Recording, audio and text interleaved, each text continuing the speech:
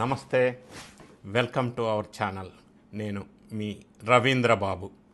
ఈ వీడియోలో తెలంగాణ ప్రాంతంలో ఊపందుకుంటున్న, మంటలు చెలరేగుతున్న మార్వాడి గో బ్యాక్ అనే ఉద్యమం ఎందుకు స్టార్ట్ అయింది?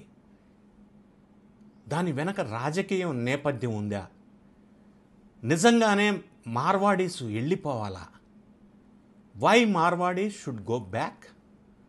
ఈ ఆలోచన దేనికి దారి తీస్తుంది? దీని వెనక ఏం జరిగింది? ఈ నినాదం చిలికి చిలికి గాలివానలాగా రాజకీయ పార్టీలు కూడా ఇందులోకి ఎంటర్ అయ్యి దీన్ని పెద్ద ఎత్తున విమర్శలు చేస్తున్నారు. కొంతమంది ఉద్యమానికి రూపకల్పన చేస్తున్నారు. మార్వాడీస్ మీద ఎందుకు ఇంత కోపం? ఎందుకు వెళ్ళిపోవాలి? ఇందులో నిజం ఎంత, వాస్తవాలేంటి అని తెలియజేసే ప్రయత్నం. ఇది పూర్తిగా పార్టీలకు అతీతంగా విశ్లేషణ చేద్దాం.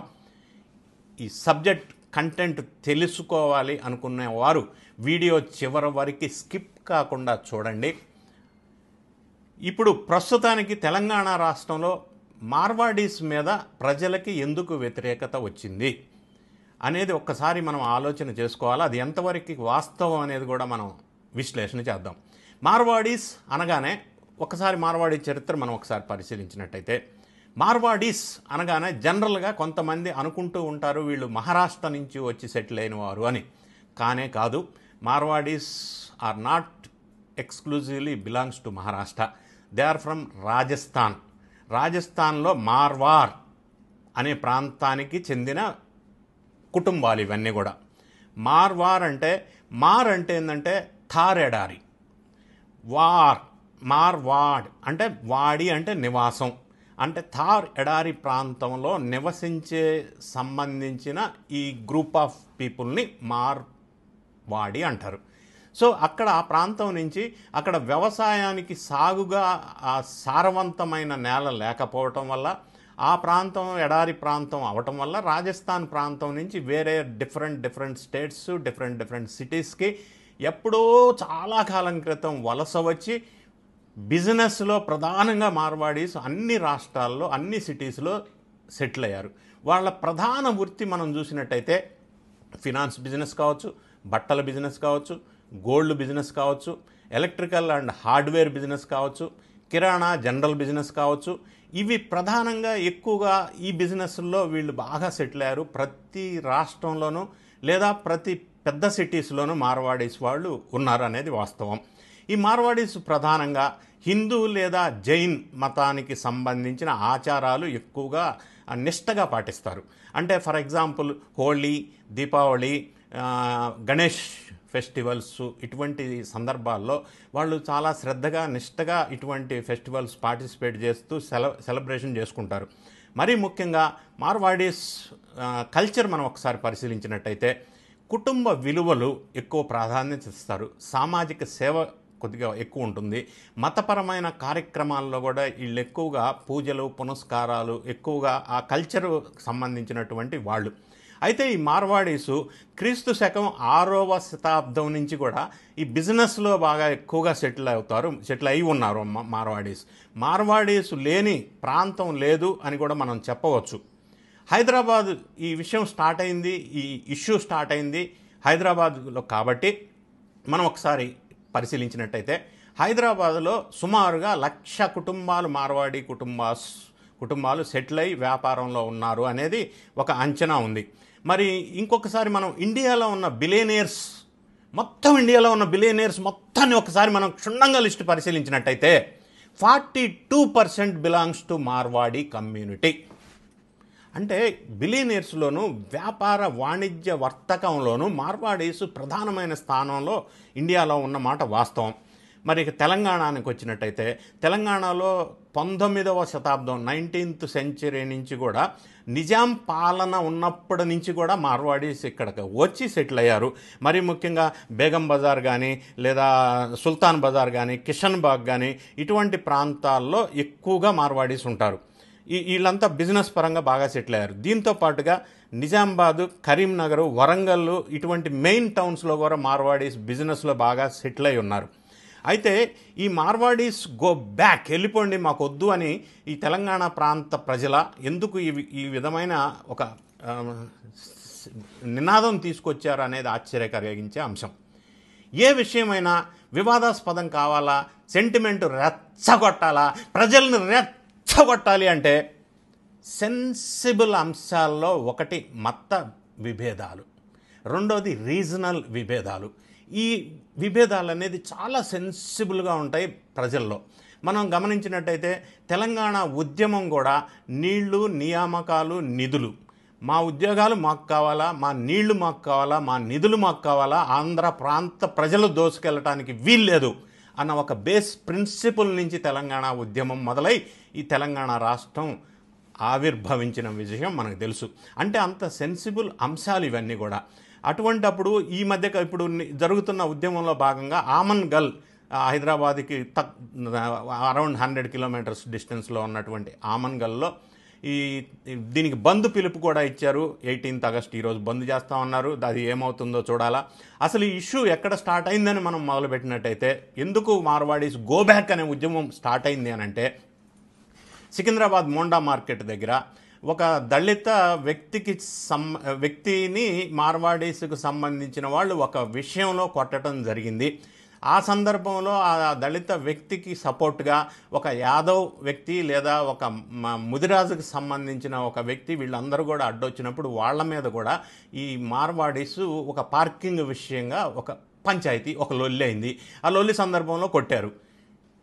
ఎప్పుడైతే ఈ సంఘటన జరిగిందో, అది కరెక్ట్ అని నేను అనట్లేదు, డోంట్ మిస్అండర్స్టాండ్ మీ, ఈ సంఘటన జరిగిన వెంటనే మా తెలంగాణ ప్రాంతానికి సంబంధించినటువంటి గోరేటి రమేష్ అనే ఒక గాయకుడు దీన్ని బేస్ చేసుకొని ఒక మంచి పాట, తెలంగాణ యాస భాష ధ్యాసలో ఒక పాట రాసి దాన్ని రిలీజ్ చేశారు సోషల్ మీడియాలో.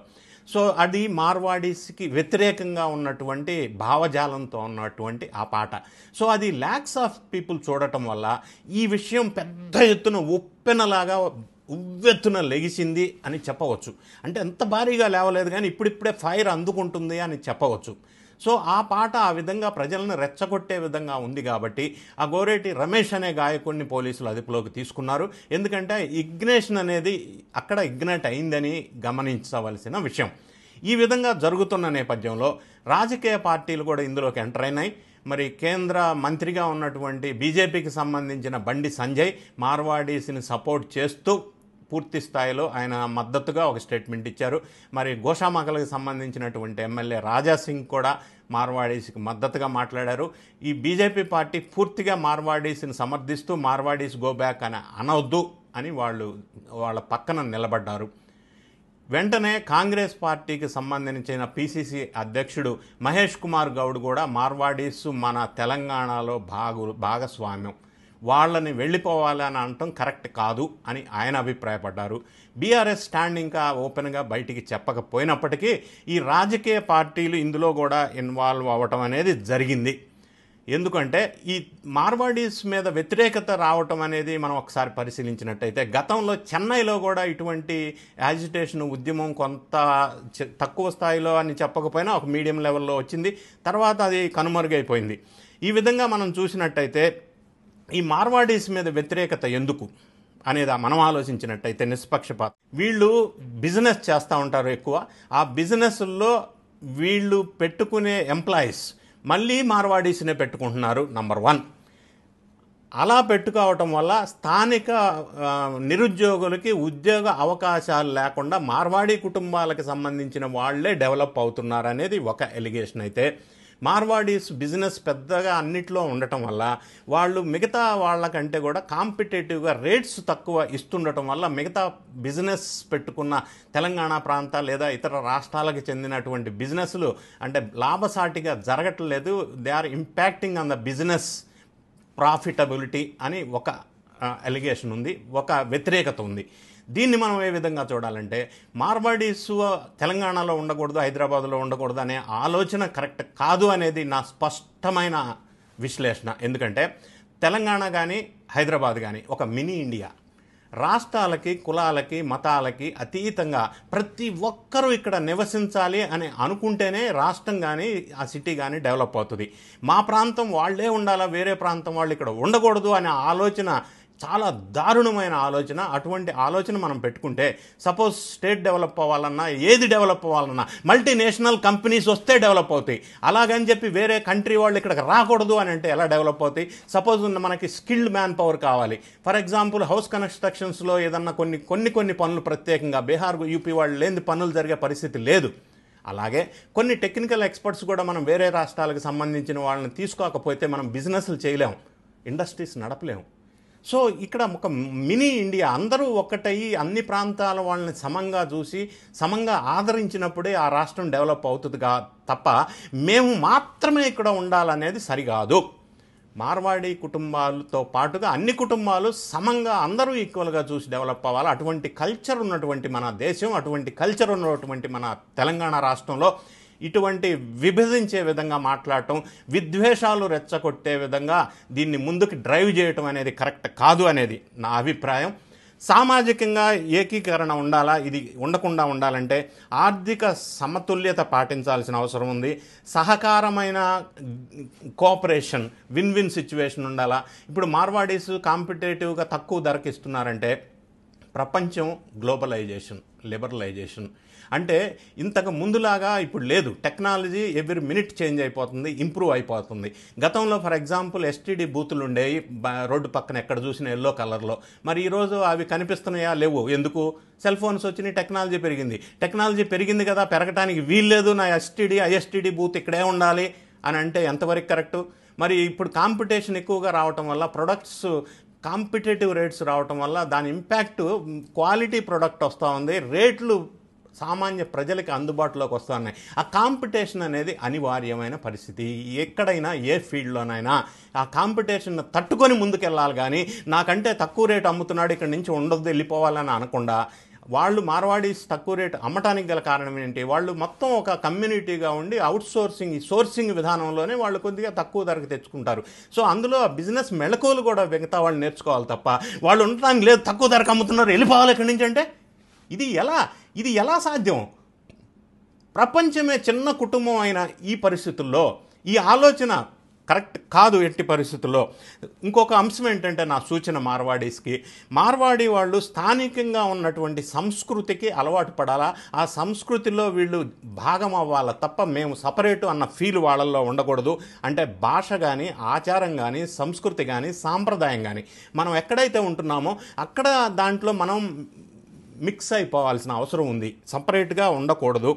వ్యాపారాలలో కూడా మార్వాడీస్ లోకల్గా ఉన్నటువంటి సూటబుల్ క్యాండిడేట్స్ ఉంటే వాళ్ళకు కూడా అంటే పక్షపాతం లేకుండా జాబ్ ఆపర్చునిటీస్ ఇవ్వాల్సిన అవసరం కూడా ఉంది. కొంత మేము ఒక్కటే సపరేట్ ప్రపంచం అన్న విధంగా వాళ్ళు భావించకూడదు అనేది నా సూచన.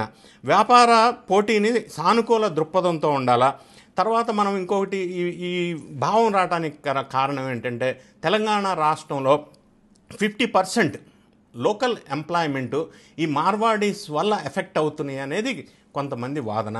లోకల్ ఎంప్లాయీస్ ఎఫెక్ట్ కాకుండా పూర్తిగా మేము మా మార్వాడీలోనే ఎంప్లాయీస్ ఇస్తామన్న భావం మార్వాడీస్ బిజినెస్లో ఉండకూడదు. ఎందుకంటే Marwadis are contributing for the economic development of the state. వాళ్ళు స్టేట్లో కంట్రిబ్యూట్ చేస్తున్నారు ఎకనామిక్ డెవలప్మెంట్స్కి. కాంపిటీషన్ అనేది అనివార్యం, ఎక్కడైనా దాన్ని ఫేస్ చేయాలా. పాన్ ఇండియా ఫ్యామిలీ నెట్వర్క్తో పాన్ ఇండియా సోర్సింగ్ చేస్తారు కాబట్టి వాళ్ళకి రేట్లు కాంపిటీషన్గా వస్తూ ఉండొచ్చు. ఎందుకంటే మార్వాడీస్ మనం ఒకసారి ఇండియా మొత్తం పరిశీలించినట్టయితే 40-45% భారత ఆర్థిక వ్యవస్థని వాళ్ళు కంట్రోల్ చేస్తున్నారు. ఆ విధంగా భారతదేశంలో ఆర్థిక పరిపుష్టిత్వానికి తెలంగాణ రాష్ట్రంలో వాళ్ళ కంట్రిబ్యూషన్ ట్యాక్స్ రూపంలో కానీ రకరకాల రూపంలో they are supporting, contributing for the economy and growth of the state and country at large.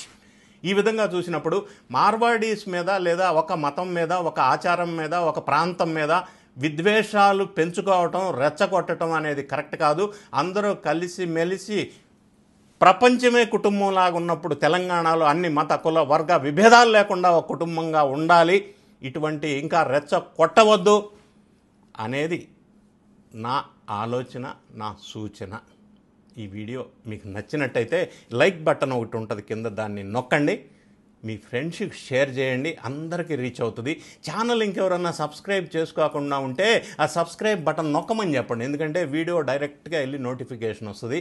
ఎక్కువ మందికి రీచ్ అవ్వటం వల్ల మీరు మేలు చేసిన వాళ్ళు అవుతారు, సమాజానికి, రాష్ట్ర ప్రజలకి. Thank you so much for watching.